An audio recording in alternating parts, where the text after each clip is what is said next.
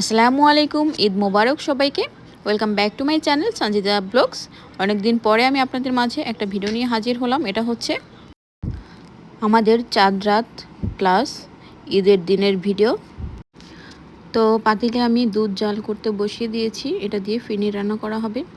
দুধটা জাল হতে হতে এদিকে আমি ফিরনির চালটা ফুটিয়ে নিয়েছি, এতে আমার কাছে একটু সহজ লাগে, তাড়াতাড়ি হয়ে যায়। এই যে এবারে আমি ফোটানো চালগুলো দুধের ভেতরে দিয়ে দিচ্ছি। এখন সব কিছু নেড়েচেড়ে ভালোভাবে মিশিয়ে নিয়ে এর ভিতরে দিয়ে দিচ্ছি পেস্তা বাদাম আর কাঠবাদাম একটু থেতো করে দিয়েছি, আর কিশমিশ দিয়েছি।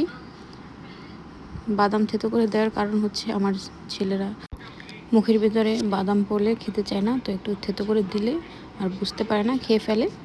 তো এই যে আমি আবার ভালোভাবে নেড়েচেড়ে দিচ্ছি। এখন অনবরত নাড়তে হবে, নাহলে নিচে লেগে যাবে। এই যে নাড়তে নাড়তে পারফেক্ট একটা ঘনত্বতে চলে এসেছে। এবার আমি চুলাটা বন্ধ করে দেবো, এটা ঠান্ডা হলে আরও ঘন হয়ে যাবে। তো এবার আমি অন্য রান্নাতে চলে যাচ্ছি। এখানে আমি দুধ সেমাই রান্না করার জন্য দুধের ভেতরে মশলা দিয়ে দিচ্ছি, এরপর এর ভেতরে চিনি দিয়ে দিচ্ছি। এখন খুব ভালোভাবে জাল করে নেব। এই যে আমার দুধ সেমাই রান্না করা শেষ।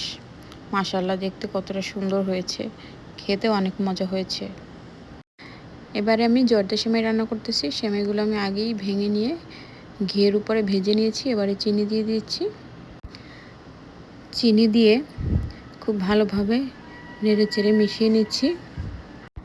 তো এর ভিতরে আমি আগে থেকে কোরানো নারকেল দিয়ে দিয়েছিলাম, আর এখন দিয়ে দিচ্ছি কিশমিশ, দিয়ে দিচ্ছি পেস্তা বাদাম কুচি, দিয়ে দিচ্ছি কাঠবাদাম কুচি। এরপরে সব কিছু ভালোভাবে মিশিয়ে চুলার আঁচ লো করে দিয়ে এই যে হয়ে গেছে আমার জর্দা সেমাই। মাশাআল্লাহ, এটাও দেখতে অনেক সুন্দর হয়েছে আর খেতে অনেক মজা হয়েছে।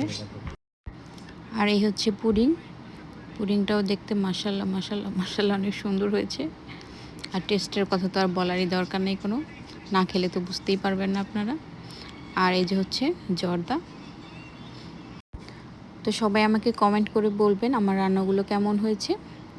অবশ্য যদিও আপনারা খাননি, কিন্তু দেখলেই বোঝা যায় যে রান্নার টেস্ট কেমন হয়েছে।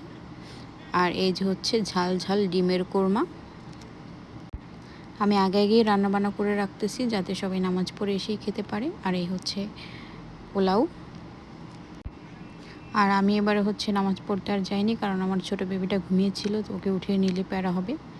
আর আমার হাজব্যান্ড নামাজ পড়ে আসার পর আমি রেডি হয়ে তার কাছে সালামি চাচ্ছি। তো এই যে দেখেন সে আমাকে কত টাকা সালামি দিচ্ছে, মাশাআল্লাহ। আপনারা কমেন্ট করে বলবেন এখানে কত টাকা আছে। তো আজকের ভিডিও এখানেই শেষ করতেছি। ভিডিওটি ভালো লাগলে লাইক কমেন্ট শেয়ার করবেন, আর চ্যানেলটি সাবস্ক্রাইব করে পাশেই থাকবেন। ধন্যবাদ সবাইকে। আল্লাহ হাফেজ।